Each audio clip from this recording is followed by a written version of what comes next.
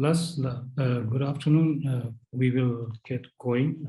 I'm told the Honorable Prime Minister still in a meeting trying to wrap it up and will join as soon as that is done.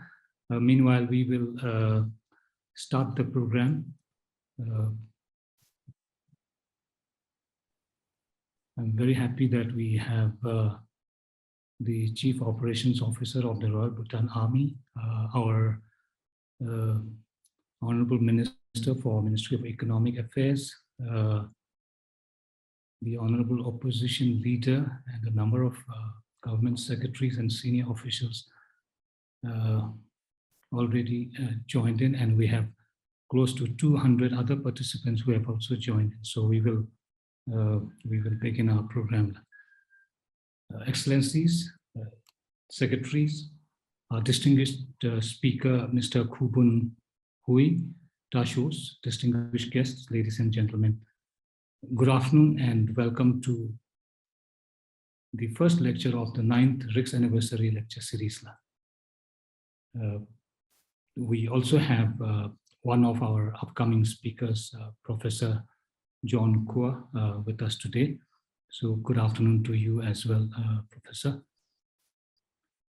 9 years ago, in 2013, on this day, the 10th of October, under the far-sighted leadership of His Majesty the King, the Royal Institute for Governance and Strategic Studies, or RIGSS as we usually call it, came into being as a leadership development institute and a think tank. Inspired by His Majesty's vision, leadership, and service to our country and people, we have designed and offered several different programs over the past 9 years with the primary objective of promoting excellence in governance and leadership. And we continue to do so with a renewed vigor and zeal as our country undertakes major transformative initiatives focused on progress, prosperity, and people towards achieving our new vision of becoming a developed nation within our lifetime. As we commemorate our 9th anniversary, we are happy to bring to you the 9th RIGSS Anniversary Lecture Series starting today. The series of lectures this week are inspired by a book Ambassador Tommy Koh of Singapore edited called The 50 Secrets of Singapore's Success. Therefore, the overall theme of the lecture series is Nation Building, Lessons from Singapore's Success. And the 4 lectures under the series by different speakers will dwell on different aspects of Singapore's success as a nation that we can draw from. We are deeply grateful to Ambassador Tommy Koh for not only agreeing to be a speaker in this lecture series, but also in recommending and introducing us to the distinguished speakers we have in the lineup. Excellencies, ladies and gentlemen, for today, we are happy and honored to have Mr. Khoo Boon Hui to talk on strengthening law and order and homeland security, a subject that is immensely important to any country in the world. And I now have the privilege to briefly introduce Mr. Khoo. Mr. Khoo Boon Hui is an internationally regarded expert in law enforcement and cybersecurity who has led a distinguished, highly decorated career fighting crime for more than 40 years. He served as a senior deputy secretary of Singapore's Home Affairs Ministry and was for 12 years the police commissioner of Singapore from 1997 to 2010, as well as the president of Interpol from 2008 to 2012. He has chaired major international fora, including 3 of the very first US-Singapore Homeland Security Dialogues, the biennial Millipol Apex Security Conference, and moderated the 2022 inaugural FATF Interpol Roundtable Engagement. And he is a contributor to the book Ambassador Koh edited. He wrote a chapter called The Singapore Police Force. Mr. Khoo remains active in Interpol, chairing its governance working group, and holds advisory and board positions in financial services, fintech, security, technology, cybersecurity, and philanthropy. He was a commissioner on the Global Commission on the Stability of Cyberspace and is currently a board member of the Global Cyber Alliance and an advisor to the Cyber Peace Institute. He is also a senior fellow of Singapore's Civil Service College, an honorary fellow of St. John's College, Oxford, and a justice of peace.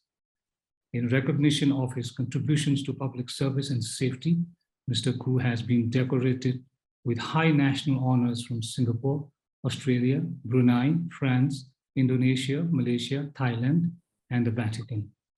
He was educated in Oxford, Harvard, and Wharton, and is married with 2 children.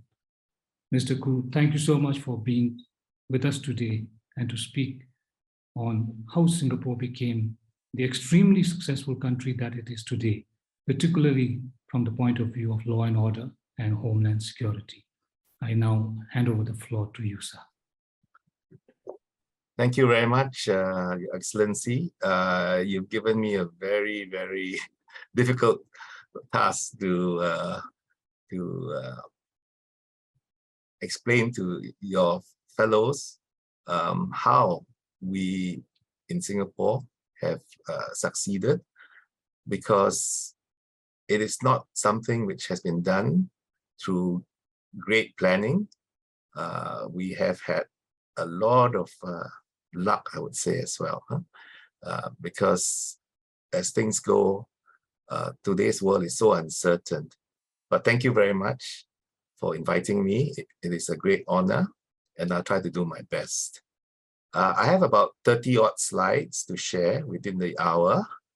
And thank you, by way of having that photo as a background. That was me 10 years ago. It's brought back great memories, because that was one of the speeches I had made at an Interpol conference that that photo was taken. So allow me to share screen, and let me see whether this works.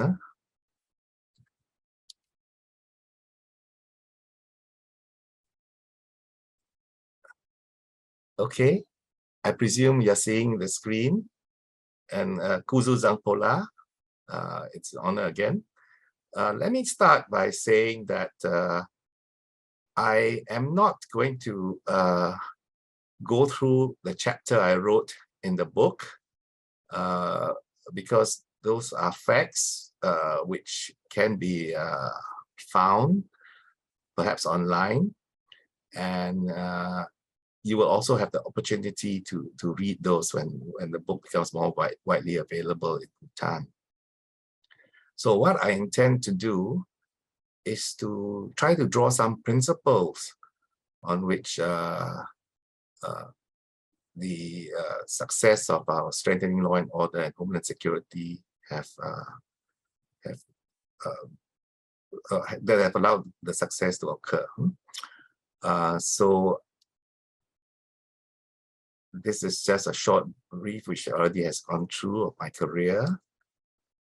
And if you look at how governments have succeeded, I would say that building resilience and thinking about the future has been one of the key principles of success. So I've stated here in this little slide that governments need to plan and invest for disruption, to adapt and endure, and also rebound quickly to a better normal. I think this has been more true following the COVID-19 situation. And also, governments need to shift from intense and reactive responses to greater continuity and management through ongoing disruption. So what I stressed here is that sometimes responses have to be very, very intense and reactive, like this severe lockdowns that have occurred. But at the same time, we have to be prepared for disruptions all the time. And you need to think about how to carry on with business as usual. And where governments are concerned, governments deliver services, therefore you have to have resilient operations without interruption. And this requires secure infrastructure. That means providing services and solutions digitally from any location at any time. But at the same time, we need to build a resilient society. And that requires us to embrace a dynamic approach to various aspects of government work, regulation, legislation, budgeting, so that you can create conditions for a resilient economy, public health system, critical industries and infrastructure, travel and borders, and education. Okay, so following the slide on digital, on resilience, one of the big things that's happened today is that public safety and law and order are digitally being disrupted. This is just a slide that shows that people are not only worried about the virus, but about how the government is going about doing the vaccination programs and lockdowns and all that. But all this has been fueled by social media and the spread of rumors and all sorts of information that is very difficult to counter, because misinformation is happening everywhere now. And around and in the crime arena, cybercrime is escalating. We can see that in terms of cybercrime, Singapore has been very badly affected. In fact, cybercrime exceeds physical crime by a factor of 3 to 2. And the recent statistics about crime in Singapore have shown that there are only 7 robberies in the past 6 months, which means you have only around one physical robbery per month. And in terms of burglary, only 77, around 12 or 13. Whereas cybercrime has escalated so much that people have just lost millions and millions of dollars. In fact, just 2 weeks ago, a friend of mine told me that he was at a police station and wanted some help because his wife had just passed 1.1 million Singapore dollars to some criminals because she was so worried about her identity being used for criminal purposes, and the scammer pretended to be a police officer. So it's a very, very sad case. But this is the reality, that while people are safe on the streets in Singapore, they may not be safe at home because cyber criminals can come right to their mobile phones or to their computers at home. But that's what life is like, and we need to be resilient. We need to know how to deal with these things as they keep changing. So some of the principles that I'd like to talk about for keeping the country safe. I'll talk about vigilance, collaboration, and transformational leadership. So where vigilance is concerned, it's about knowing what the challenges are and keeping track and knowing what to do, not letting our guard down.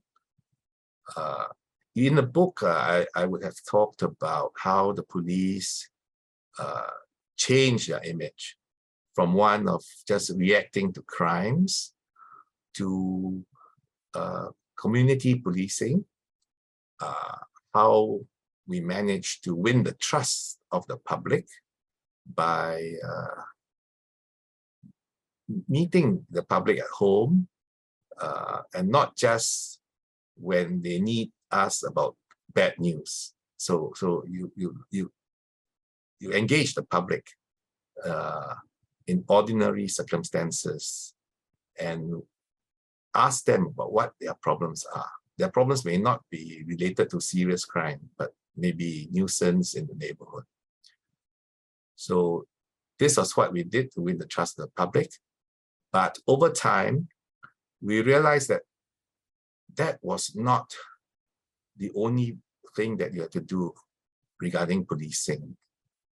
And so we learned in the 90s, that was 1990s, that Homeland security was also important. And it's a good example in the issue of coastal security.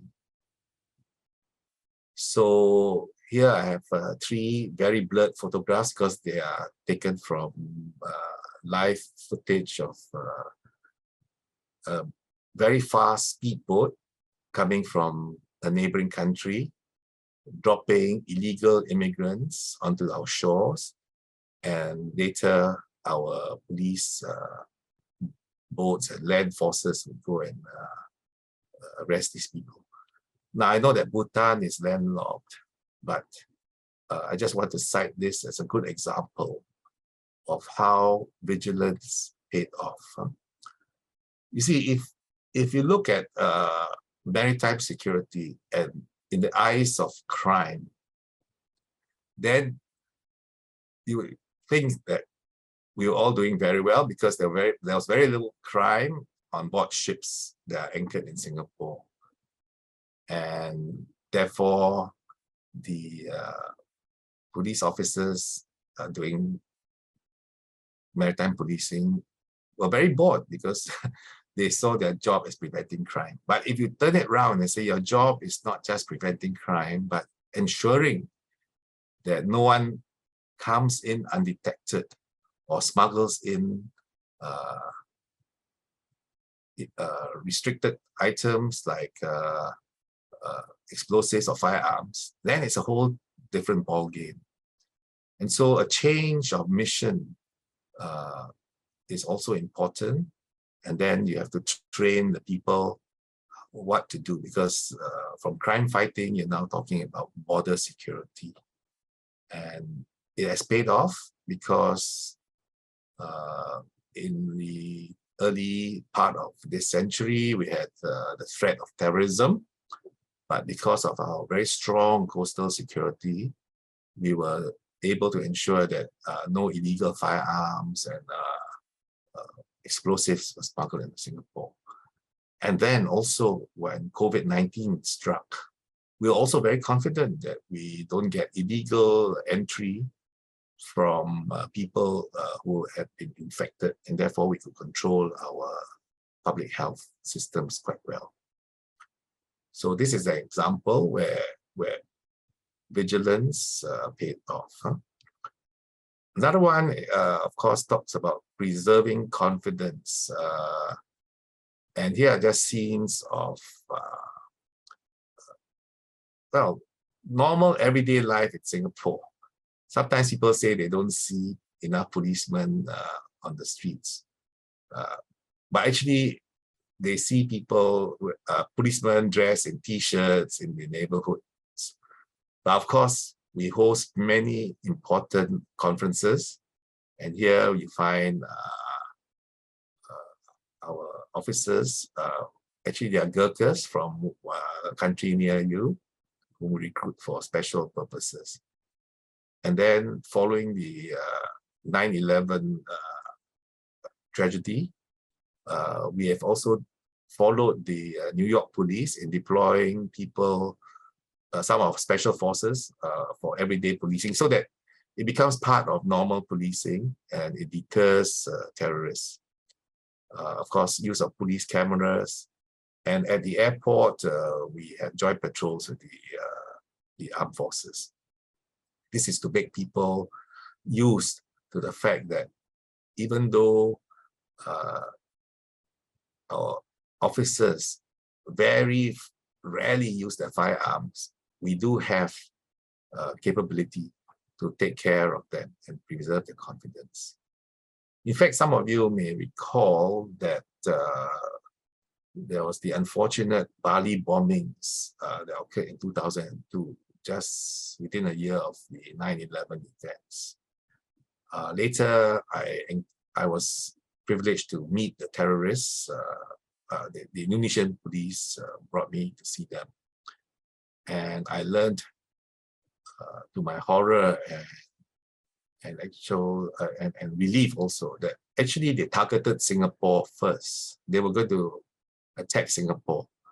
But because we had such a show of force, they were very worried that their suicide bombers would be caught and killed.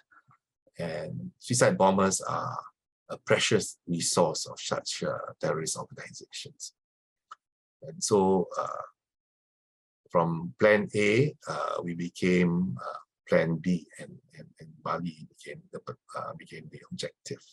So we averted, and in a way, that's why I mentioned luck. So a very sad occasion, but we were fortunate not to have had that explosion and the killings. Okay, so but trust can be lost easily. This is something I put in the book. That was done 2009. It asked Singaporeans, besides the politicians were not included, who do you trust the most?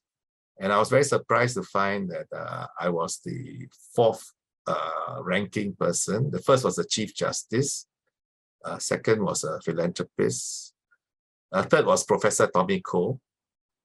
And I was in fourth place. But I soon ate humble pie because the people who were surveyed, I think more than 1/3 didn't even know who I was. So here, it is not the persona, but actually the organization that was trusted, and therefore my being the chief, I had that reflected trust. But it's important because if your Chief Justice and your police chief and also the armed forces chief all figure highly in the trust, then the government will, people will trust the government a lot more. Of course, I know that today, because of the issues of public health and all that, these things are now in contention, trust in government. So we've got to be very careful about preserving the trust. The next point is collaboration. We all know that organized crime groups and cyber criminals operate across multiple borders. In fact, many of the scams that are occurring today are occurring in countries which host foreigners. They're not even their citizens which are perpetrating the scams. And worse still, the people in contact and doing the scams are themselves victims of scams. People who have been tricked into coming into that country and being forced to commit scams on other people upon threat of their own lives. So it's a very sad situation where the scammer himself is a victim of the scam. And it's not easy to stop these, but we tried in the sense that we donated this building, an Interpol complex in Singapore, which now does innovation and cyber crime and also training. And this has been recently put to good use. On the left, you see the photo of the FATF Interpol engagement, where I was privileged to moderate various sessions where we talked about how to disrupt such cyber criminals by identifying, seizing, and then later confiscating their assets so that they can be returned to the victims. This is serious work that's going on now, and I was very encouraged to hear from the representatives from all over the world, even from places like West Africa, where we have the inkling that many of the criminals are perpetrating all these crimes. Okay, but I like to come to the last bit, which is transformational leadership. How governments should develop leaders for the future. And this is important because, to me, it sets up the basis for how organizations can keep growing and doing well for the future. And I think we all know Peter Drucker, who says that culture eats strategy for breakfast. So it's not good enough to have a strategic plan. You need a strategy, but then in order to get that strategy done properly, you have to think about the organizational culture and how that can be transformed so that everyone works toward a common goal. And this is why organizational culture is important, because it's like an iceberg. Above the surface, you have all the things that you've learned in business school, in government school, about the values, vision, strategy, process, technology, policies, and rules. But actually, below the surface lies all the more important aspects that may affect the behavior of people.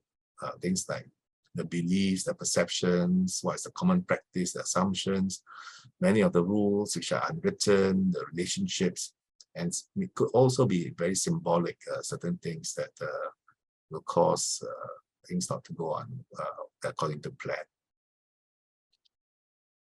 And from my own experience, when I look at leadership and values, there are a few things which I think all leaders have to be aware of. One is on how to value relationships, collective thinking, how to build a leadership pipeline, and how to focus on collaborative leadership. And I'll go through each of these in some detail. So this is the definition of leadership. You've got to influence people, not just command. It's very, very tempting in a uniform organization to just pass down commands, right? But you want them to influence your people. You want to influence your people to achieve a goal, and then to inspire their commitment so that they will maximize their efforts. And at the same time, everyone is trying to improve the organization. And you have to have some aspirations to do the right thing, the right time, the right way, the right motive to produce the right results, with a genuine desire to serve, as well as to enable your staff to come to work happy every day. Actually, this last bit I learned from visiting a Ford pickup factory. So these are some photos that we took all of, wow, it's 25 years ago when I became the commissioner, and we were worried about how do we transform the police. The SPF is the Singapore Police Force. So we had dialogue sessions, top down and bottom up, to talk about what were the aspirations and what we needed to do. And then we involved the community also to talk about co-creating the future. There's a shared meaning and shared vision. And then we talked about what we wanted to do. So the police have to be feared by those inclined to crime and disorder, but at the same time united with the community and with our people as our most valued assets. So this was agreed to by everyone, and we had this motto, which originally the leadership chose as a police force that is also a force for the nation. And what is a force for the nation? It means that our people will work towards the success of Singapore. But then when we opened this to the constables and the officers on the ground, they said they wanted to inspire the world as well, because they said, you know, we want to be proud when visitors come to Singapore that we are shown to be the best police force that we can be. And therefore we added an inspiration to the world.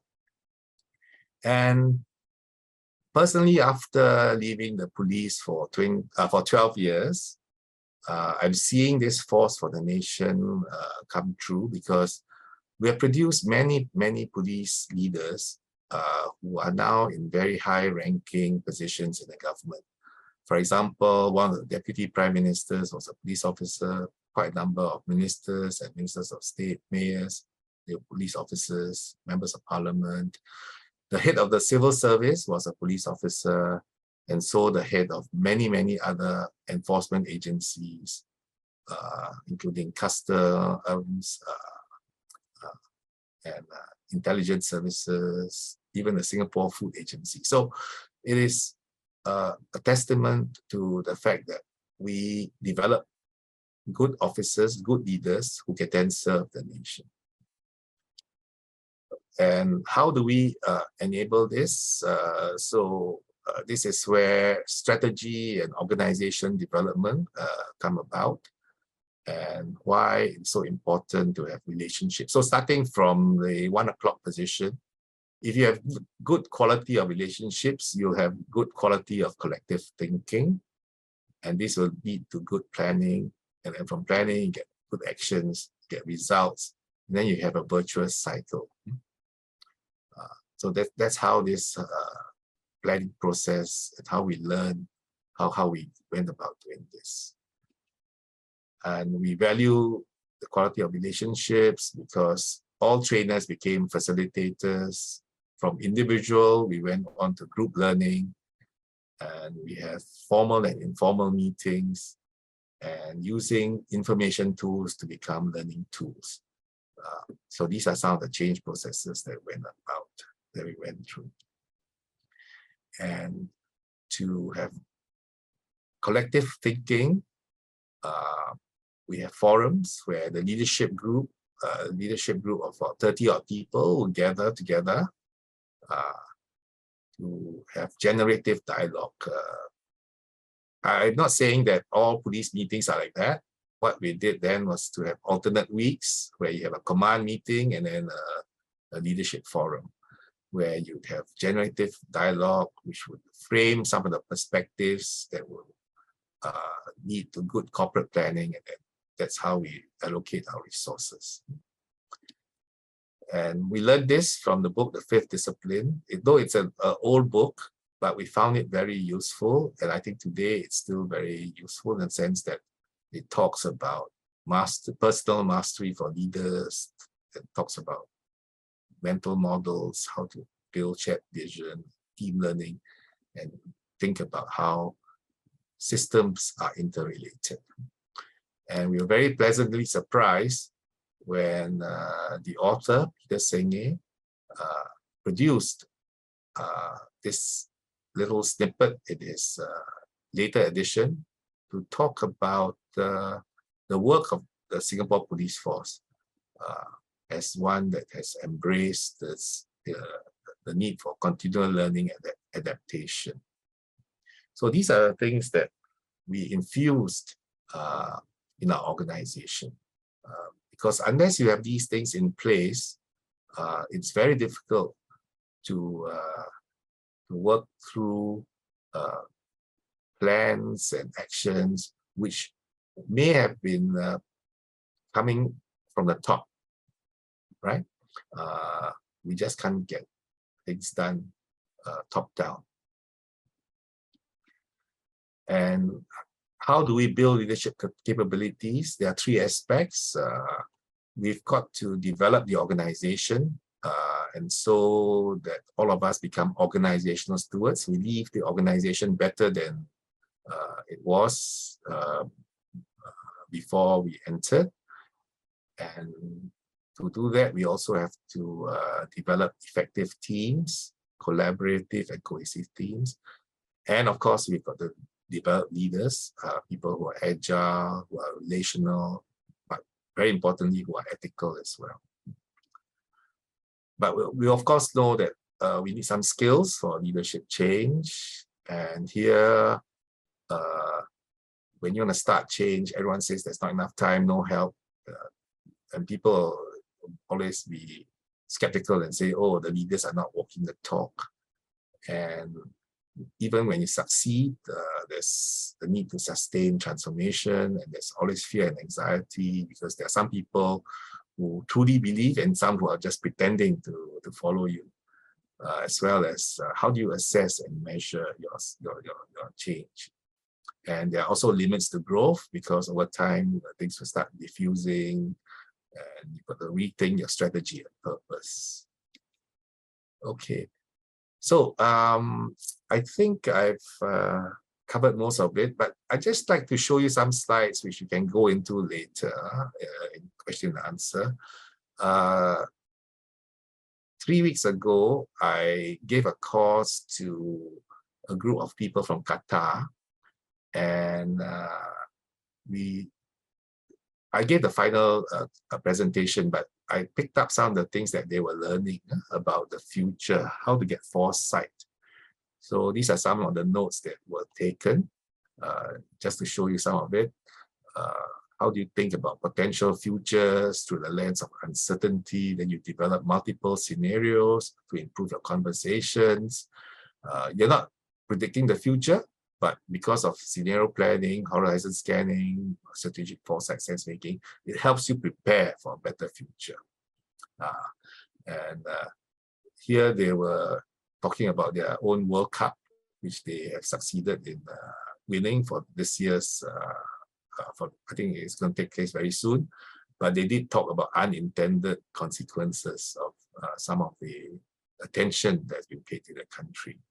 So another one which may be relevant to your chief of operations of the military. How do you take care of total defense? You live in a world where there's lots of tension, where technological threats, terrorism. How do you strengthen resilience? It's not only the military, but also civil, psychological, economic, digital defense. And here there's an illustration about how do you deal with COVID, how you coordinate. So these are some of the issues that encompass this whole field. And then another one about how do you govern in a complex world. What are the lessons from COVID? And what are the things that healthcare has to deal with? What's the policy? And then all the various things like contact tracing, vaccines, working from home, home-based learning, the stockpiles. Now even on to designing the city because of hybrid work. So all sorts of issues come in. And the last one is how I frame my own dialogue, which close the sessions. We talk about volatile, uncertain, complex, ambiguous world, which is now very hyper-connected. How difficult it is to now be a leader because of the change and uncertainty has caused a lot of mistrust of authority. And how do you walk the talk and manage your own self-doubts, and then how do you govern well? Then in learning change, and of course the person or the leader. I think I've just mentioned many of those things earlier in my talk, but this is just a summary slide which may be useful. Well, 15 years ago, or sorry, it was 13 years ago, I had the opportunity to walk a lion. I think it's an illustration that sometimes as a leader, you need to have the courage to walk the talk. Of course, this photo belies the fact that there were two people with shotguns who are ready to shoot the lion in case it turns and attacks me. But in a way, it illustrates what a leader has to do, that sometimes you just have to take risks and walk the talk. After I'd done this, I read a report of a Singapore tourist in South Africa being bitten by a lion cub. And I thought, wow, maybe my risk assessment wasn't too good. And I just taken it on blind faith that this thing would be safe.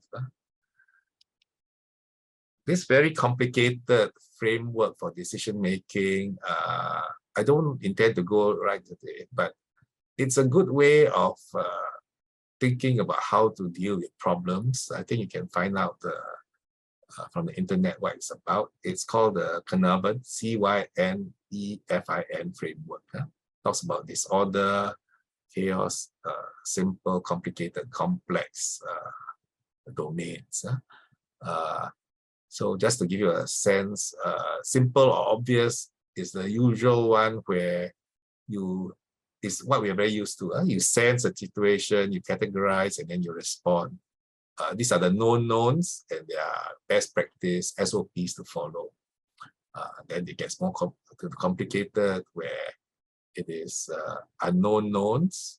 So you have to look for experts who know how to deal with it. The known unknowns, where it's about even experts not knowing what it's all about. So SARS and also COVID-19 fall into that category. And then chaos, where it's unknown unknowns. And you've got to really feel the way around. I don't intend to go much into this, but it is well documented on the internet. Okay, so just to end, I would like to just share this little note which I wrote when I retired from the government. I was told to write a note to a young officer. So I just put a few things up to say that we need to stand firm in our moves that we want to implement, not to be discouraged by mistakes, and also that it's not mistakes that will define you, but your values. And then on leadership, you've got to be humble, brave, and thoughtful. And also remind them that yes, there are many high potential young people who have been derailed because they fail to learn from their mistakes, or fail to change and fail to grow.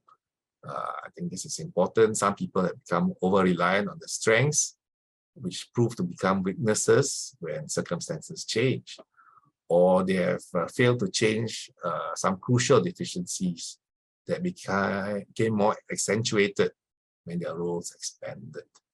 Yeah. So what do we do to stay together? These are flocks of Canadian geese.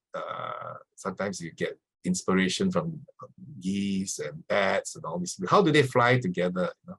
So this is what they do: fly towards the center, keep up with your neighbors, stay with those who fall behind, do not bump into others, and finish the journey. So this is encouragement for all of us when we go on a transformational journey. Yes.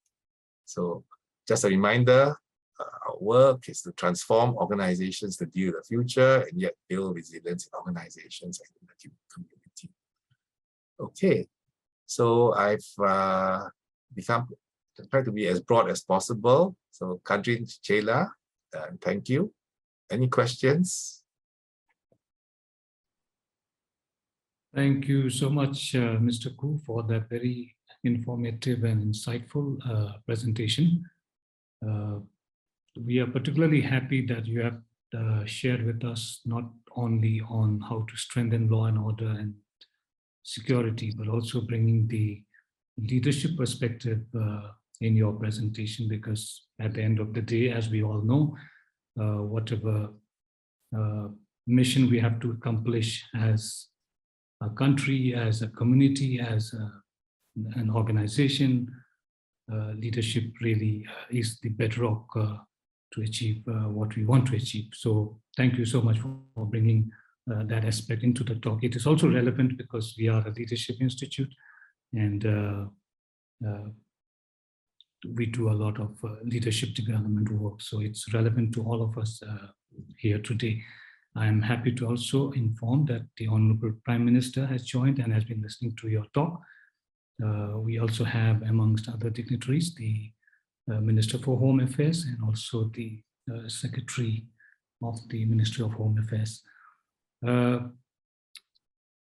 Excellencies, participants, please feel free to raise your hands to ask any question, or you can send them through Slido. The Slido QR code is being shown on the screen. In any case, you can go to slido.com and the event code is 4251704. So please send us your questions and we will ask them to Mr. Khoo. But just to kickstart the discussions here, Mr. Khoo, I have read that particularly during your career as the police commissioner, you were in fact known for promoting a more collaborative approach. And you have also earlier highlighted that, I think, instead of being a top-down kind of an organization, particularly the police being a uniformed organization, you sought more of a collaborative approach. So I was just curious, on one hand, you have certain standards to be followed in such organizations like the police. Usually, I guess it is seen to be a more top-down kind of establishment. And I'm sure there are reasons for that. But at the same time, as you have highlighted adequately, it is very important to work together, to seek collaboration, both in terms of organization building as well as working together for a common cause. So how difficult it is really, or it was when you were the police commissioner to in a way break away from the norm that is there, working in a top-down approach, versus trying to go out of your way and seek collaboration? Yes, thank you very much. Yeah, that's a very insightful question. In fact, in the book, we talk about how Singapore changed the image of the police force by adapting the neighborhood police, the Koban system from the Japanese. Now, let me tell you that what's not revealed in the book is that actually the whole thing came from not the Ministry for Home Affairs, but from the Ministry of Finance, because they were very worried about police plans to expand the number of divisions and therefore huge police stations from 8 to 15, which almost meant a doubling of resources that are required for the police, not to mention land and equipment. And so they were reading about how in Japan you have Kobans, which are very small stations, and they challenged the police and said, well, perhaps you only need 3 major police stations and you can just have neighborhood police posts of Kobans all around Singapore. And so there was this debate about the future of policing. That took place when I first joined in the late 70s. And our founding Prime Minister was very wise. He said, okay, let's have a Japanese study team come and advise us on the Japanese system. And after they had finished, he got a British study team to look at what the Japanese had recommended. And in the end, we decided, yeah, maybe we should have 6 and plus the neighborhood police posts, Kobans. But it was not just the physical organization, right? It was about the whole concept. You have to change from one of police officers who are just responding to cases and making sure that criminals are caught, to one where the public trusted the police and therefore were willing to share information that the police would not have, and even help the police catch criminals. Now, that is where a strategic plan of how many police stations, how many posts, how much equipment is required is superseded by a strategy. And the strategy is a new philosophy of policing. But then again, when I was sort of a upper middle ranking officer and tasked with implementing this, I was not yet a commissioner. I of course learned that community policing is not new, you know. It's embraced and talked about by many countries, but somehow it was not the main core of policing. You always had community policing officers in the States, in the United States, would attend meetings, but then people will say that they are not the real police. They're just people who are there to make the public happy. They are public relations police. So we had to actually implement the strategy, and that's why I talk about strategy and then culture, because actually to implement that strategy, you had to change the thinking of the officer, right? He was not there to just enforce the law. He had to learn that he has to serve the members of public, and not telling them, well, because the crime rate is low, we don't have to patrol this area so often, right? After all, how many crimes have been committed in this area? No, but the public are worried about maybe other things like, oh, this place is always so dirty. There are people hanging around. I don't feel safe walking around the area. There are not enough lighting at night. So we then learned that, okay, we need to change the attitude of officers. So we got our officers to go to the community and find out their problems and say that, okay, if it's lighting, we'll go to the Ministry of Public Works or the Housing Development Board to tell them the problem, and then we will help monitor that this problem is solved. So in order to have this sort of collaborative policing, then your officers will say, for us to work like this, how about our own environment within the organization? Shouldn't our superiors also ask us about what our work is all about, what are our aspirations? And so that's why I learned that, yeah, you've got to align everything so that in order to be collaborative with the public, you have also got to be setting an example within your own organization. And then you align the culture, the thinking, so that the police officer doesn't act like a Jekyll and Hyde, right? In the office or among his peers, he gets bullied and he gets all sorts of orders. And yet outside, he has to learn how to be collaborative.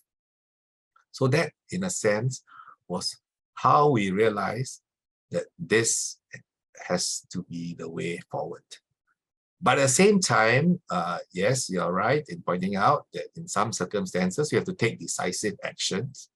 And then we also have to ensure that our officers are able to not just follow rules, but they must know what are the reasons behind the rules and what are the principles. So why and when do they fire a weapon? And they shouldn't get so afraid of firing a weapon because there'll be an inquiry later as why they discharge a round, or they'll be criticized for being trigger happy. And this actually got our officers more confident that as long as they know how to deal with emergencies based on principles, and at the same time, we teach them, we rehearse, we get people in simulations so that they know exactly what is expected of them. And these are recorded and there'll be critiques among themselves, and so that they will learn how to act decisively. In fact, we had a hijacking in 1991, I think, or 92, I can't remember. And the negotiating officer came back to me and said, oh, actually, my job was easier than what I experienced during our simulations. So that shows that if you have very good trading and simulations and good doctrines, your job becomes that much easier because it will have become familiar. And therefore, some of the issues that take place that require decisive action can also be well taken care of. I think also what was very important to me was that as decision makers, we also need to have a team around us who know our weaknesses so that collaboratively as a leadership team, we can cover each other's blind spots because all of us have got blind spots. And when you have a very authoritative command structure, no one wants to tell you that you're heading in the wrong direction, right? And you make very bad decisions at a critical moment. I always like it when my officers tell me, oh, okay, I understand where you're going, but have you thought about this other aspect? Then we say, okay, let's think about it again and modify the initial instinctive reaction. I hope that answers your question to some extent. Thank you. It did. Thank you so much for that elaboration, Mr. Khoo. We will take some questions from the audience. Anyone on the screen, please raise your hands if you have any questions for the speaker. For now, I will take one from Slido. That's a very pointed question here. It says, the Royal Bhutan Police wants to make, or in fact here it says categorically, the police chief in Bhutan wants to make no exception to our youth coming in conflict with laws. What's the best move to deter our youths from crimes? Okay, now that's a very difficult question for me to answer because I don't know what crimes are you talking about, and also what in a sense what's the situation regarding the youths. I think where Singapore is concerned, and there are certain things that we have drawn very strong red lines. One of which is drugs, because we know from our past experience of the multiple generational families that have been affected because drug addiction has passed on from one generation to another. And it's very sad when both parents are drug addicts, and then the children become drug addicts, and the grandchildren also, and they can't get out of this thing. So in Singapore, we take a very strict stance against drug taking. In terms of crime, we have more or less tackled the problem of gangs, because we know also that youths, if they're not properly guided, will tend to fall into bad company. And in the past, this has led to so-called pseudo-secret societies where they have certain rituals which they adapt from movies or from TV shows. And then because they are young and misguided, they tend to cause a lot of problems. But as I said, in today's context, many of these physical crimes have dropped tremendously. When I joined the police in 1977, we had 3,000 burglaries a year. And today, if you look at the statistics, I would think there are only about 150. So now it's about 1/20 of such physical crimes. Robberies, outrage of modesty, these have dropped tremendously. And that's because we have got our education programs going, and also the members of public have collaborated to catch criminals who are in the midst of committing their crime. Actually,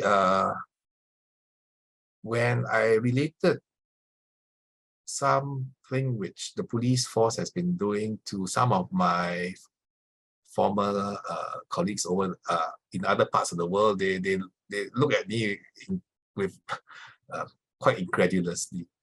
I told them that artificial intelligence has been applied to the Singapore police.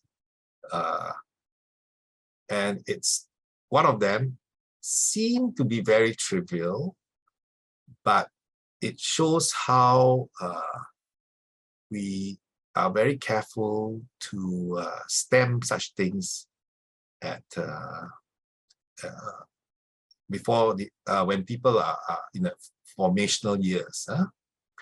Now, I hope ladies are not offended, but there's a thing known as upskirt photos, which seem to be a problem that some of the male youths and some even mature men have been doing. And that means they use their mobile phones to take photos of ladies. And we have used artificial intelligence, which will identify upskirt photos by downloading the photos of the culprit. Now you can imagine most people have got thousands of photos in their cameras, in their mobile phones, right? Because of the cameras. But for the investigator to go through all those thousands of photos, it's quite an effort.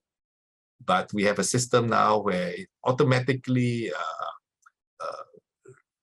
identifies what these photos are, and then the person is easily arrested, and or rather,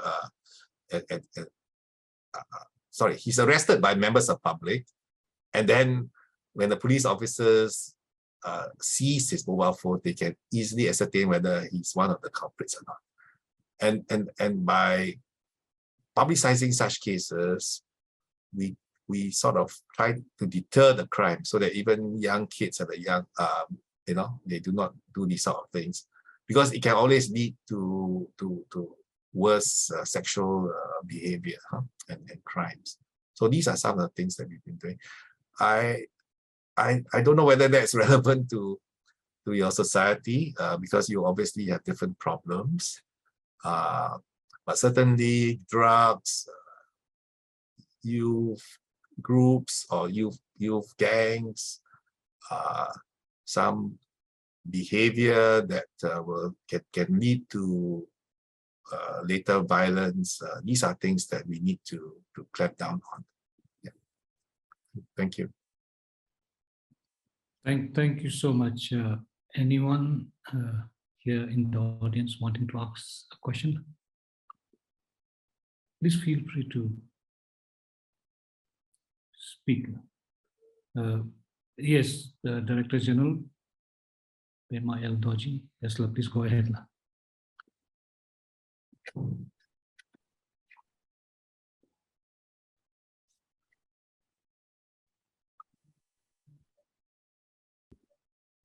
Thank you.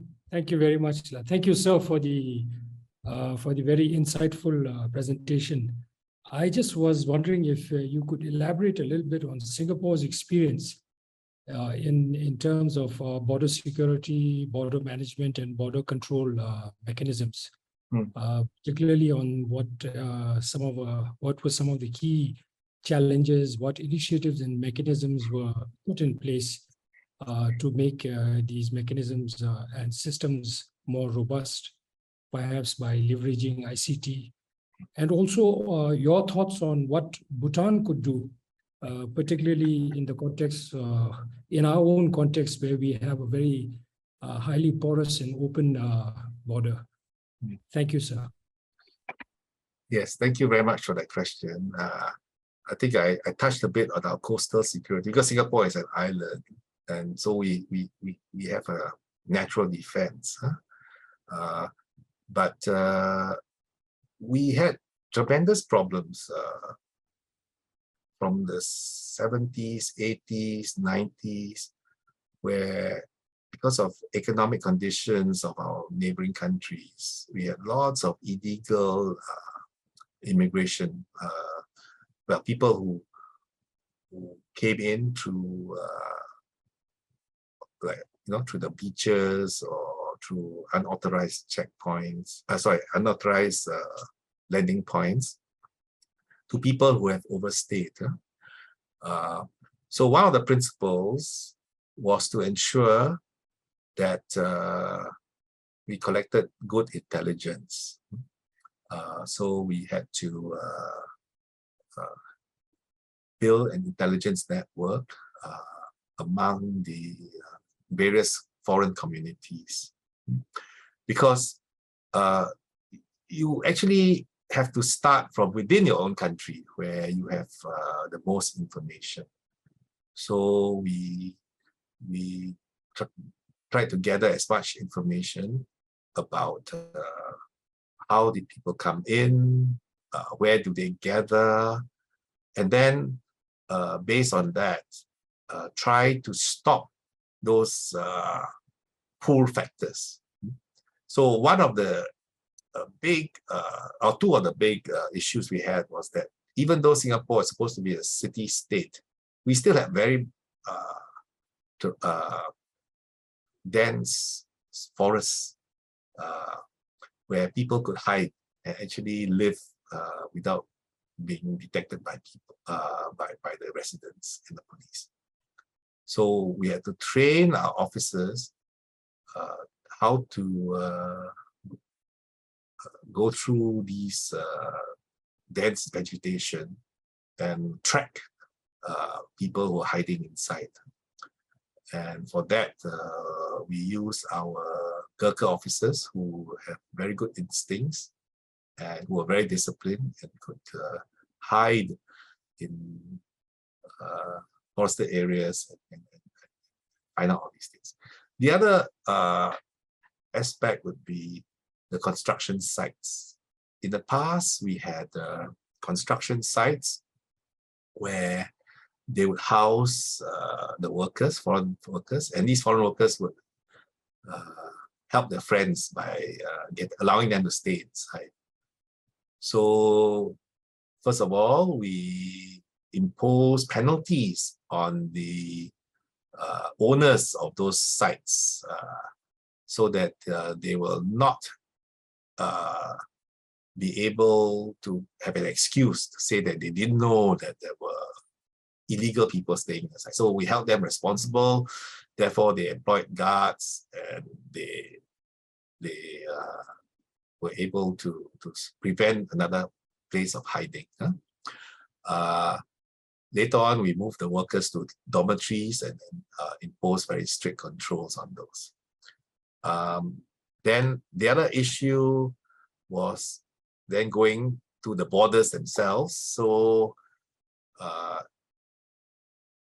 because we are an island, we had to increase our coastal security, not only through the patrols, but also through electro-optical radar sensors.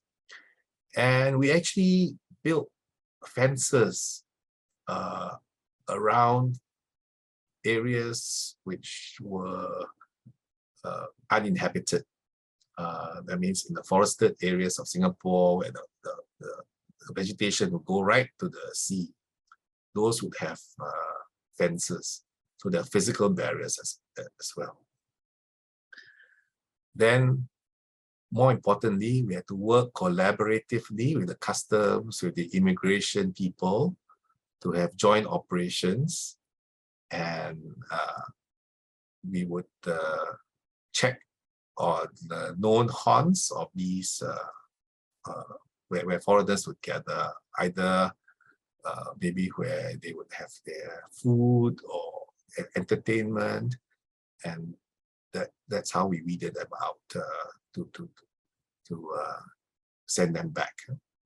And of course, we will impose severe punishments on those leaders of syndicates that traffic such people.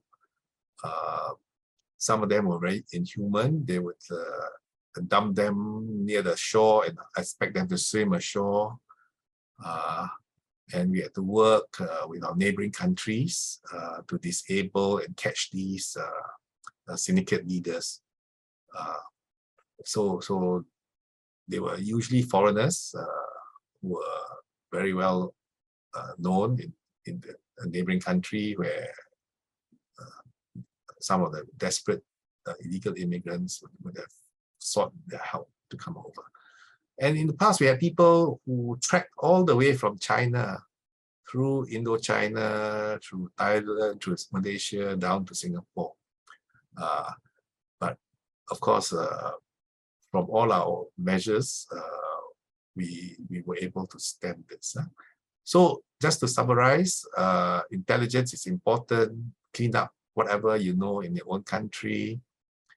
And then you have to catch some of these people, because many of the illegal immigrants are facilitated by organized crime syndicates. Yeah. But I don't know whether you want to consider strengthening your borders, because that would be very, very expensive. For us, we are a very small island. We were able to sort of fence many parts of Singapore off. I hope that answers your question. Thank you. Sir. Thank you. I know our Economic Affairs Minister has raised his hand. Excellency, I'll get back to you in a moment. I just wanted to ask a follow-up question on the earlier question, Mr. Khoo. You again highlighted collaboration, and of course, as we know, when it comes to things like law and order, security, definitely collaboration amongst different agencies will be required. And I'm just wondering, how do you really establish that network inside? What kind of structures and mechanisms and programs that you have, that all the related agencies are on the same page and are working towards the same goal when it comes to, for example, border measures or measures to reduce crime? So what kind of internal arrangements do you have that promote kind of a whole of government approach to these important goals? Yes, thank you very much. Okay, as usual, I have to say that things weren't like that before. I still vividly recall in the 80s when I was in charge of planning, interdepartmental rivalry and bad blood was was a stumbling block. We had difficult people who just objected to the plans of other departments, refusing to cooperate. And it took some time for the Ministry of Home Affairs to get people together. And basically, we underwent the same process of what the police did, to get people to understand that we are all working towards one goal. And interestingly, how we got some of the symbolic things up was because of recruitment. In the past, various departments would be recruiting their own officers and then disparaging another department to say, oh, you better join us because our careers are better and all that. But then the recruitment agency came and said, hey, you are just wasting your resources, trying to send all sorts of mixed messages. So why don't you recruit as a home team? So this term home team became a symbolic representation of what we all aspired to. And so today, many of our organizations always talk about the home team. And we build structures to strengthen the culture. So we now have, instead of having a police academy or a prisons academy, we have a home team academy where we have different wings. And by having people train within a common establishment facility, they get to understand each other better. So many things are done now in the name of the home team at the various middle management and higher management training courses. We always have a home team aspect. And the ministers, the civil servants always stress the concept of the home team. So much so that it's become synonymous with all the Homeland Security agencies. But it's not like the Department of Homeland Security in the US, where they just put everyone together and hope that, you know, people will work together. You actually have to put a lot of effort into the culture and then strengthen it by having joint exercises, joint deployments. And today, even for the assessment of technology, how do you acquire technology? We have a home team organization that does this for everyone, because in the past, each one would have his own IT systems and say, oh, you know, I want this IT system for myself because I know what I want, and I don't want to wait for the rest because you know, it just takes too much time. But today,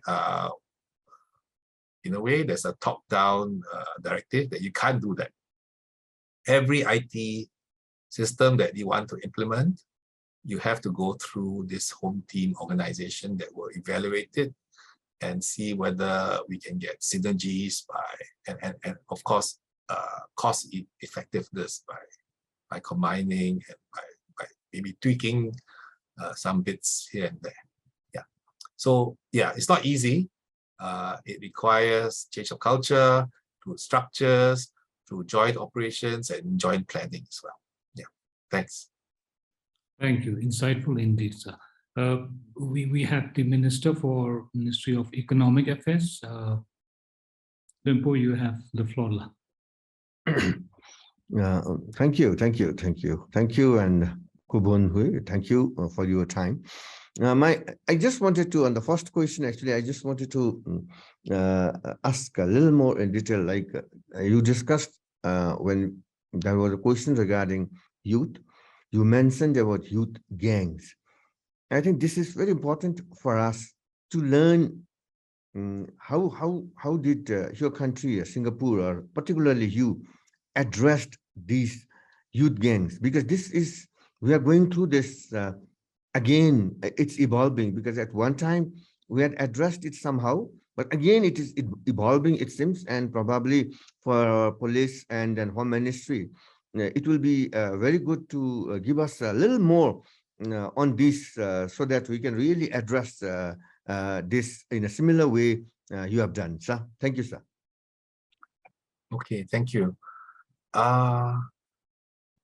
Yeah, it's a difficult question for me to answer because I'm not now current in what's happening. But certainly we have tried through many ways. Like in the schools, at one time we were worried that some of the youths in the schools will get involved in gangs. So we appointed the discipline master of the schools as a volunteer police officer, so that they would have the powers of a police officer and also the connection to the police, so that discipline masters had the option to call on the police if he felt that certain things were not going on right in the schools. So that would take care of discipline in schools. On the streets, of course, you need, well, at one time we had a lot of boys clubs, which the police set up to take care of boys and even girls later who didn't have facilities where they could socialize in a safe way. So they would go to these clubs where there would be volunteers who would help them. But I think we disbanded the boys clubs many years ago, and a lot of volunteer organizations have taken on this like student care center, where after school such people will be able to such youths will be able to hang out. Of course, in Singapore, we also have national service. When the youth reach 18, they join the military, the civil defense, also the police, where some form of discipline is also imposed. And they learn about values and how to serve the nation. So these are some of the safeguards. We pick up people who at a young age can't study, so you don't want to keep people on the streets doing nothing. So they must all enter an education system. So maybe those who are good in academics will go to academic schools. Those who fail, maybe the academics, they go into training institutes where they learn a discipline. So everyone gets a skill which they can later use in their adult life. And then in each of those institutions, you find meaningful ways of ensuring that they're engaged and there are sufficient deterrents to make sure that they don't go about unsupervised, and they go into all these gangs. And then, of course, at the age of 18, every Singaporean male serves national service unless they are exempted for medical reasons. And so that's another area where we try to keep everyone occupied until they are 20 years old. So we've always talked about the whole of government approach as well. And this is where we try to find out how the impact of such things can happen, and what each organization in government needs to contribute to such national issues. I hope it answers your question. Yes. Thank you. Thank you for highlighting the need for whole of government approach, and also looking at such issues in a more holistic manner. I think that was really helpful. I would like to take one question from Slido here. I'm sure, Mr. Khoo, you are used to, in a way, answering that question, meaning you must have been asked this many times in the past. Nonetheless, it is relevant, so I will raise it. How do you draw the line between policing for public and state security versus being perceived as a police state or perceived as being infringing on rights? Yeah. Everyone thinks that because they don't see the presence of policemen on the Singapore streets, we must have a lot of secret police, that we have a lot of surveillance and underhanded ways of knowing what's happening. I know there are some countries which do this. They have a lot of plainclothes policemen patrolling, and you can tell when you go to the airport of the country, if you don't see policemen in uniform around, then they must be in plainclothes surveying you. But in Singapore's case, it's very difficult for the police force and the intelligence agencies to keep secrets, because as you know, I mentioned earlier, we do have national service. So we actually have people who are serving national service, age of 17 to maybe 20, who are actually part and parcel of the police. We also have many volunteers who are professionals. Many of them are lawyers, teachers, people who just feel that they want to serve, who are part of the police. So, you know, you can't operate a very secretive police in such circumstances, because now today social media is so rife, everything will be out in the open. So we have to be very open with what we do. When mistakes are made, these are all the subject of inquiries, or at least the minister will come up and make statements to make sure that people are all accountable. There's nothing that we can hide, you know, a skeleton in the cupboard, because basically in today's age of the internet, there's no cupboard, in fact, for you to hide things. Yeah, and it always makes sense to be open.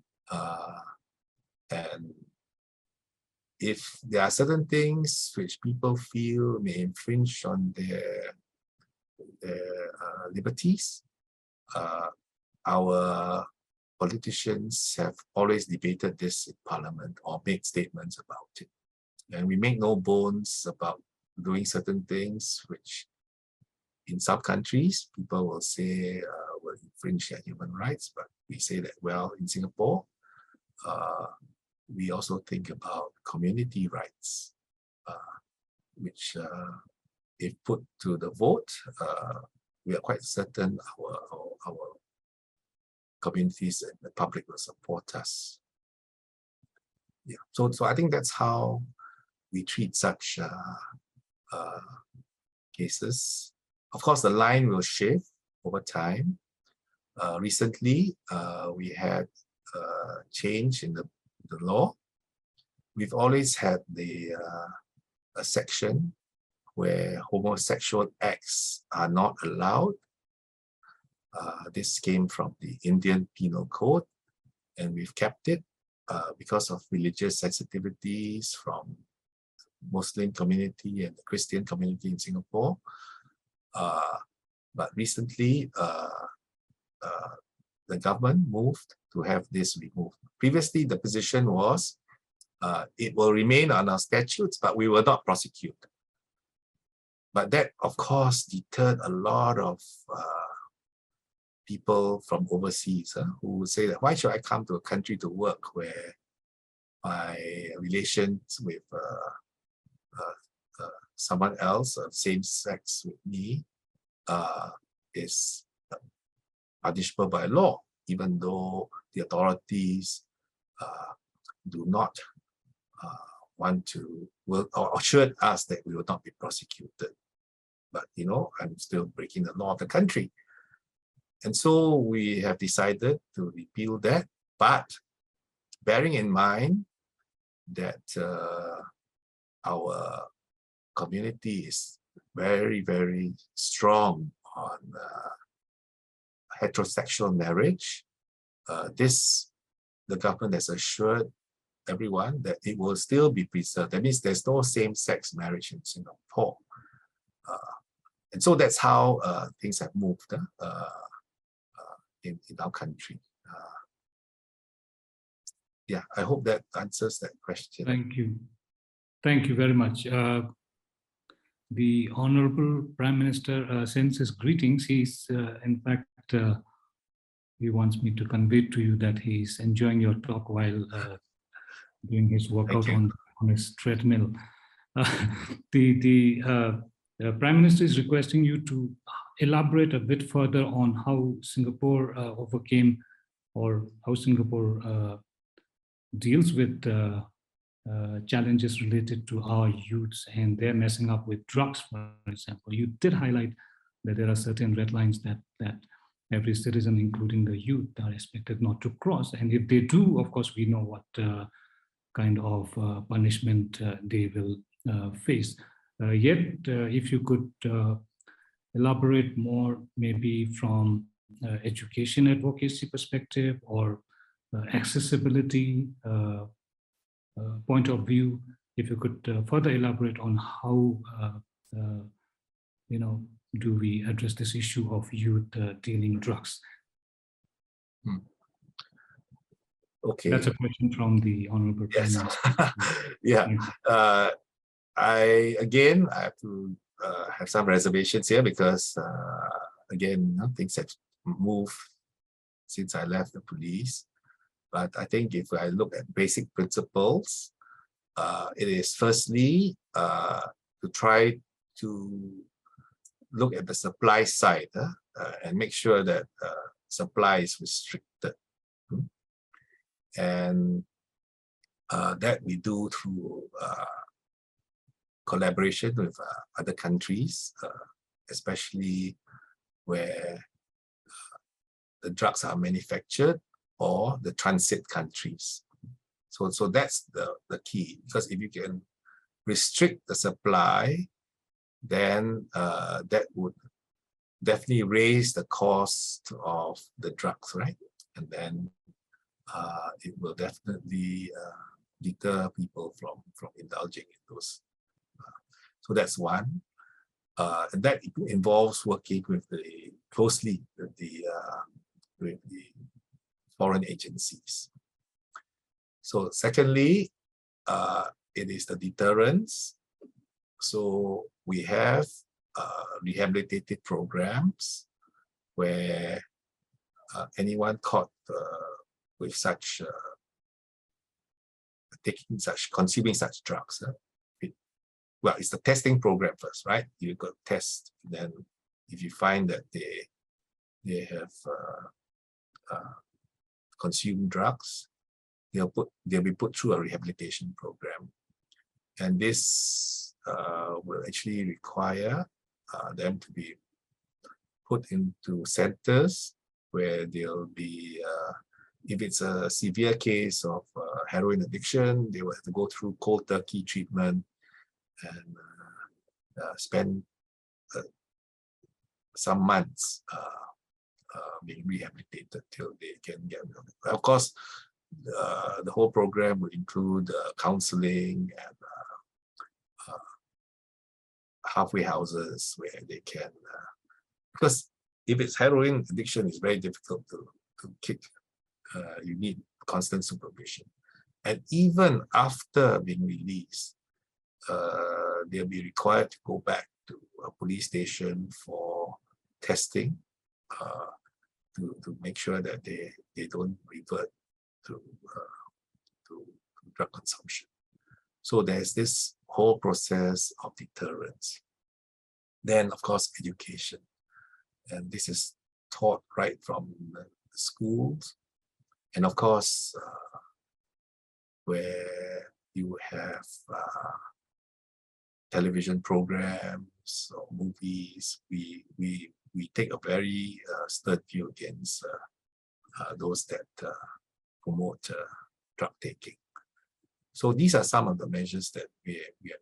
But I really am not an expert. But the challenge that we face now is that many countries have given up on fighting drugs. And for the soft drugs, they have started to allow for liberalization. Usually they say it's for medical use, like marijuana. But everyone knows that people who buy it are not only those who want it for medicine, but for pleasure as well. So that's a big challenge. I think we all know that the US has recently allowed people convicted of marijuana offenses to be pardoned. And Thailand also has allowed for medicinal cannabis and marijuana to be sold. So these are some of the issues that we need to be careful. And it's always a challenge because our population will be wondering, why are we still so strict? And our politicians have to defend that point very, very strongly. I think the other issue is, do you allow for supervised consumption of drugs? I very vividly recall going to Vancouver, where they have such places. And it's really very sad to see people who have no more veins to inject heroin. So they inject under supervision, direct into their eyeballs for the drug to come in, to ingest to the body, which is just horrendous to me. And the government actually gives them allowances, but as they bring their money to these drug centers, they may be even robbed on the way. Yeah. So some of the consequences are too tragic sometimes to want to contemplate for your own society when things are taken to the extreme. Yeah. So I think that's all I have. I don't think I can do justice to the whole question of how to deal with drugs. It's a whole chapter which needs to be written. Yeah. Thank you. Indeed, a very complex issue, as you highlighted. Also happy to inform that you earlier mentioned about how your Singapore National Service Program helped address some of these very complex issues. We are also in Bhutan under His Majesty the King's leadership, working on the National Service Program, and hopefully we will be able to roll that out maybe in a year or so's time. So we are also very hopeful that the National Service Program will, help address some of these challenges in the long haul. I do see the Honorable Opposition Leader raise your hand. If I can come back to you in a while, to be fair, I'll take one from Slido here. Many questions on Slido. I'm also keeping an eye on the clock. Nonetheless, since in today's world, we are also dealing with a lot of non-traditional security threats, particularly from the perspective of, for example, cyber crimes and related issues. So there is one question, though I'm not sure about one word in the question, I will nonetheless raise it. In terms of your work in the GCSC, I'm not very familiar with that abbreviation. I looked up and the internet is returning many. Okay. I think that's the Global Commission on the Stability of Cyberspace, I think. Okay. So the question is, Mr. Khoo, in terms of your work with work in the GCSC, please share your thoughts on internet anonymity and challenges to national security. What can small states do? Yeah. Okay. Yeah, it's a very difficult topic indeed. It was really global. We had people from all over the world, from the Western world, from the global South, from Russia, from China, and we went around the world to talk about these issues. Actually, there's a report which I will not be able to do justice by just answering here, but you can look it up, the Global Commission on the Stability of Cyberspace. We issued a report. And we realized that it gets very complicated, very, very complicated, because there are so many actors. You've got hacktivists who are just individuals out to make a point. You've got cyber criminals who want to find an easy way to make money.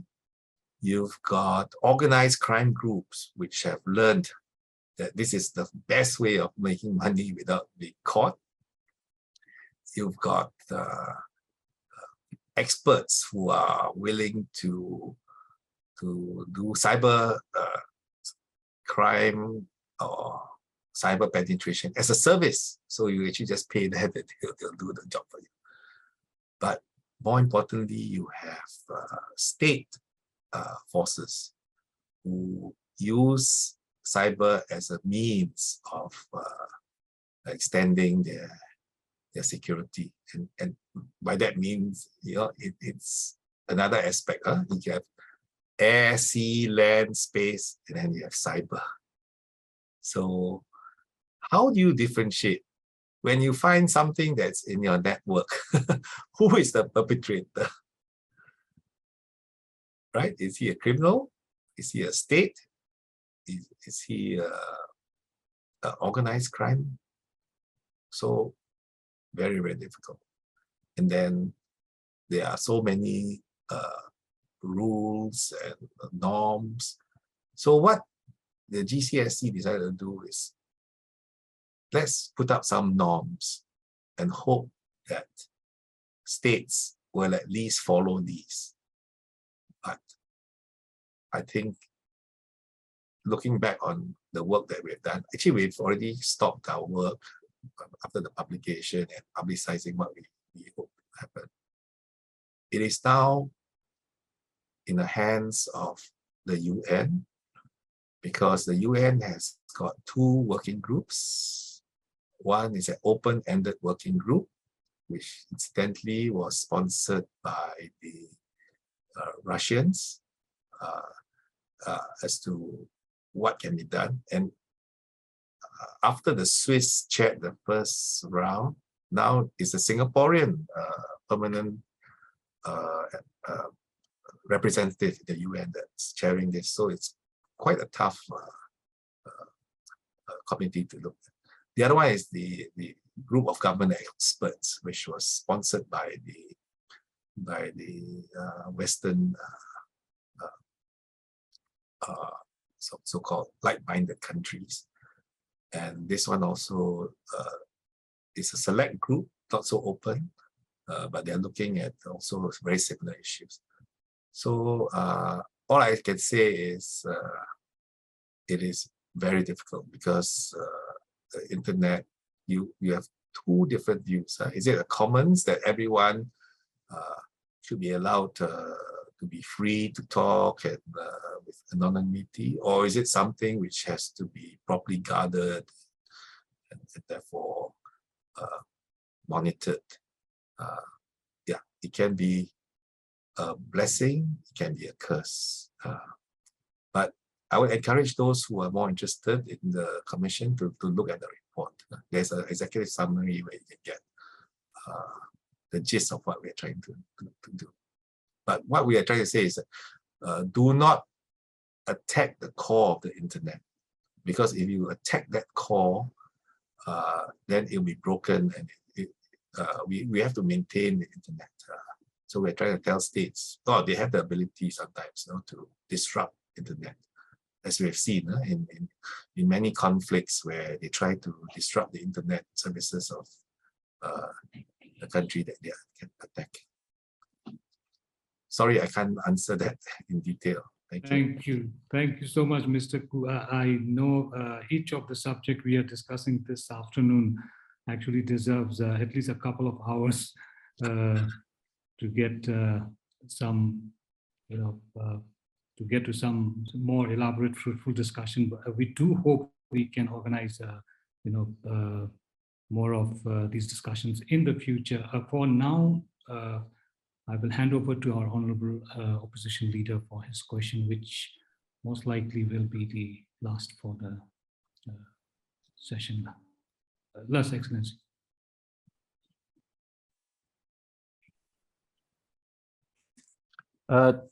Sambola. Thank you, Dr. Sawang and the RIGSS team.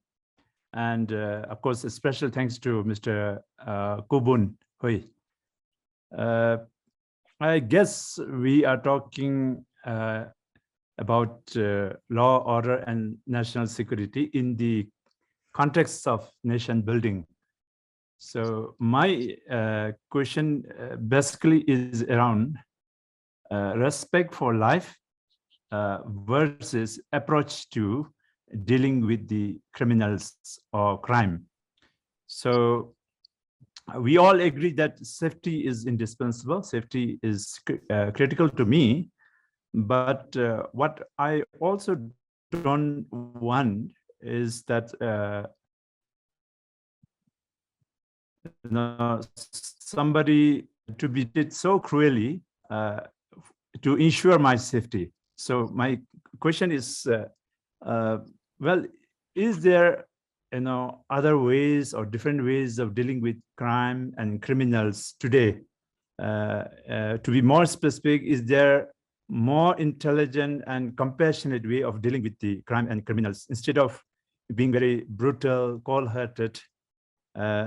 Because at the end of the day, for a nation, while safety is important, what is equally important, if not more important, is nurturing the national conscience of kindness, compassion, and happiness, all these things, because ultimately what you want is a nation that is very kind, compassionate, while also, having safety and security. So you have been in this field for a long time, and now you have retired.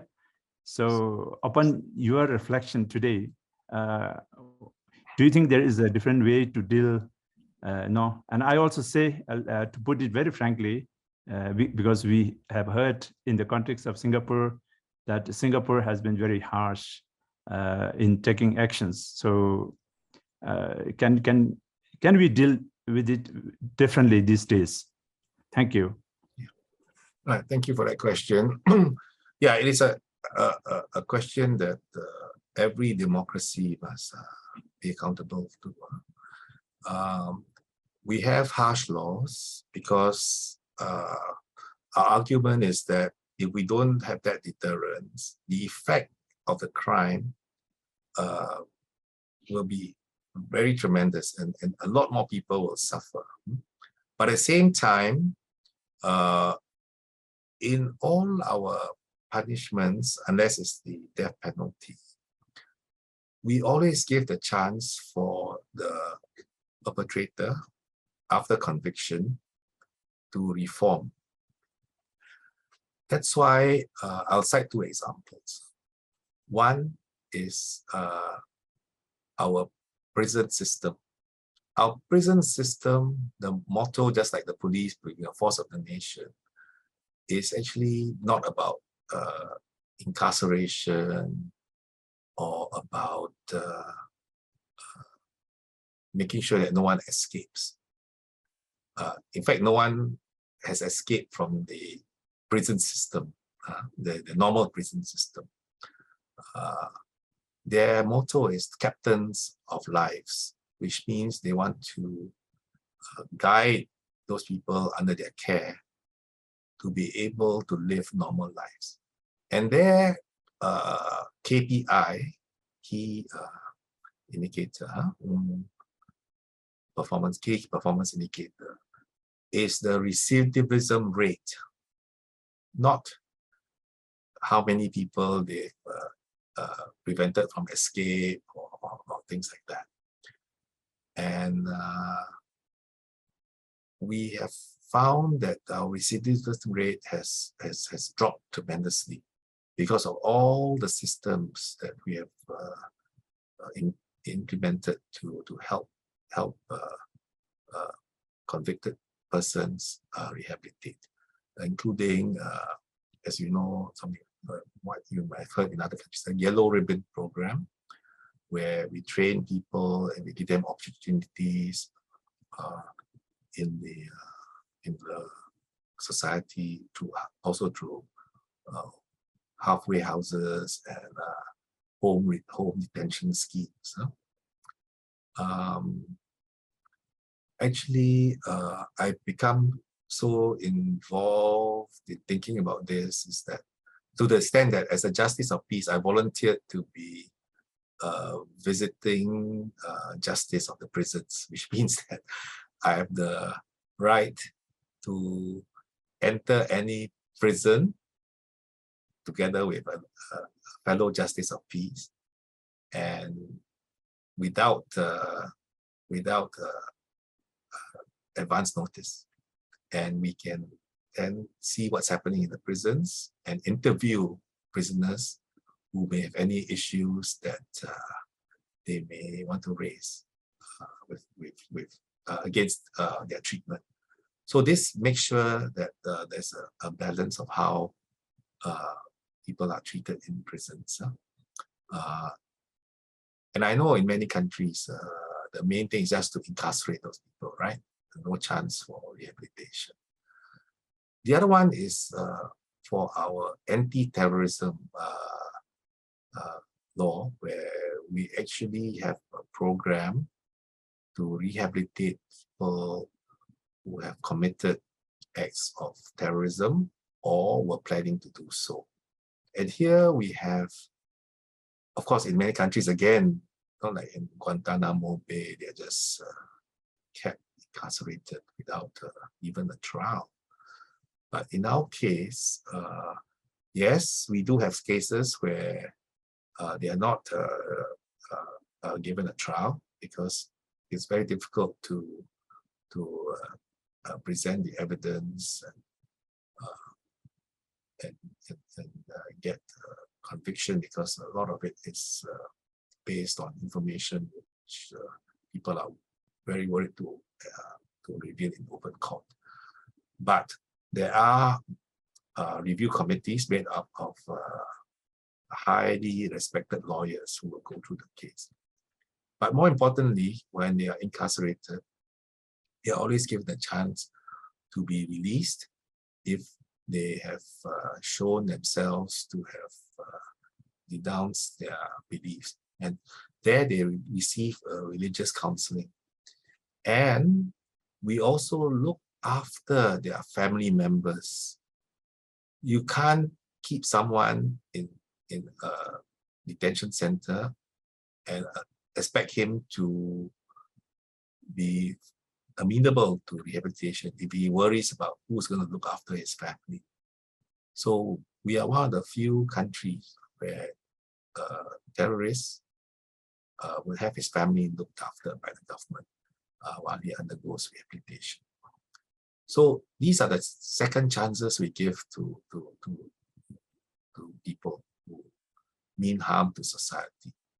So the system is still harsh in the sense that there are deterrence measures, but how it is implemented is different. I think many people don't realize this, that because Singapore, we feel that since human beings are our most precious resource, we must make best use of everyone, whether he's a drug addict, a criminal, or a subversive in terms of a terror who has committed or planned to do terrorist acts. I hope that answers your question. It's difficult to get the balance, but once your community agrees on what the red lines are, then you find ways of doing things humanely. Yeah, thank you. Thank you very much. Thank you so much. That really has to be our last question. It's 6:30 in Singapore, and Mr. Khoo has a dinner engagement to rush to. So we come to the close of our anniversary lecture, at least for today. Thank you so much to Mr. Khoo, the Honorable Prime Minister, all the ministers, our opposition leader, Professor Khoo, and all other dashers and distinguished guests for joining us today. We really hope that you found the lecture today informative, educative, and insightful. There were many questions left on Slido. Please forgive me, just for want of more time, I'm not able to raise them all to the speaker. Nonetheless, please do remember that your presence and participation means a lot to us at RIGSS. So thank you so much. Now I hand over to Research Officer Homeland to propose the vote of thanks. Thank you. Honorable Prime Minister, Ministers, Secretaries, Dashos, Mr. Khoo, distinguished guests, ladies and gentlemen, a very good afternoon. As we come to the end of the first of our 4-part anniversary lecture series, I'm happy and honored to say a few words to thank everyone. 9 years ago today, RIGSS was established as a leadership institute and a think tank by His Majesty the King to promote excellence in leadership, governance, and strategic studies within a vibrant democracy.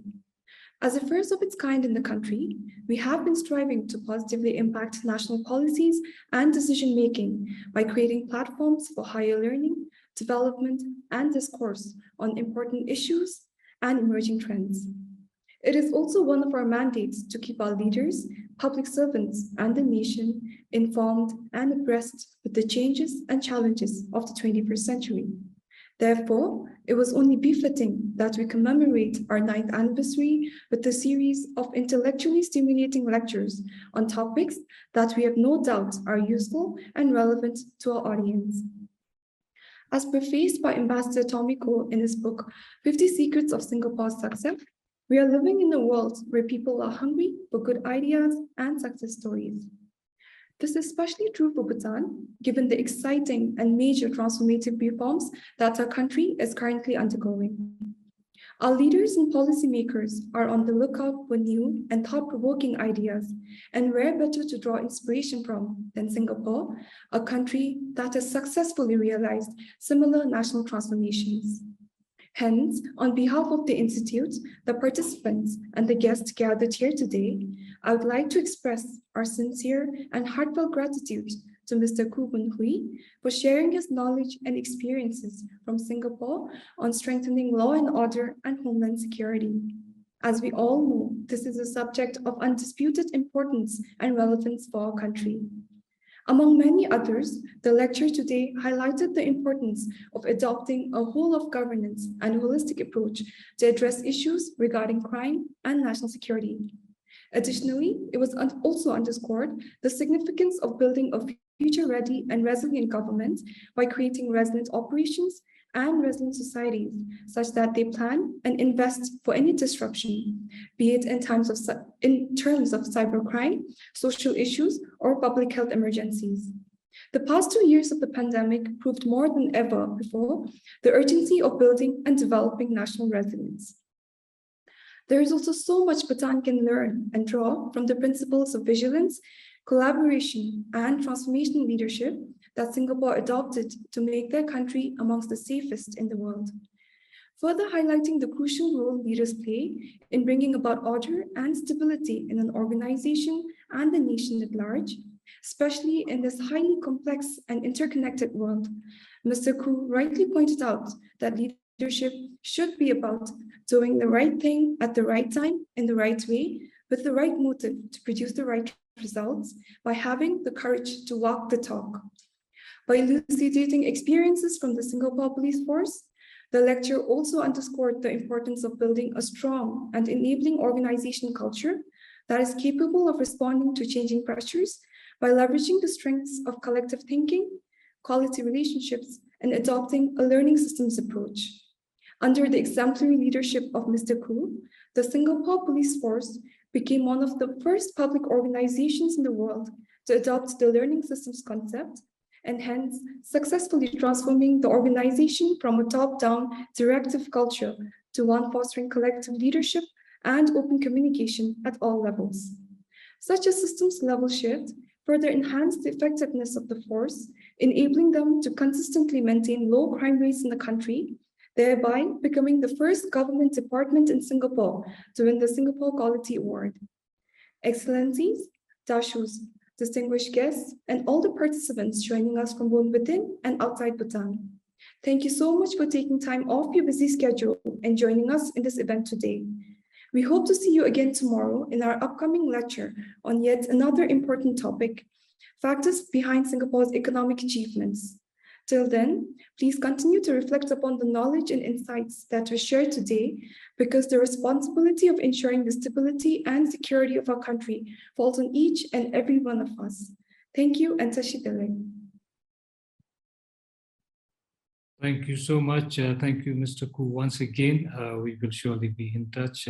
Thank you, Limpos, and all distinguished guests for participating.